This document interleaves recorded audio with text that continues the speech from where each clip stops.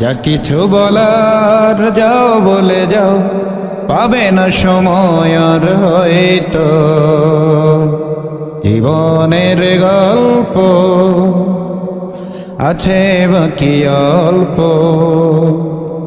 জীবনের গল্প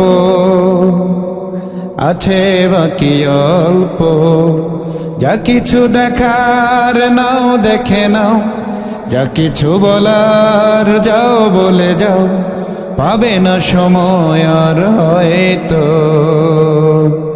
জীবনের গল্প আছে বাকি অল্প, জীবনের গল্প আছে বাকি অল্প।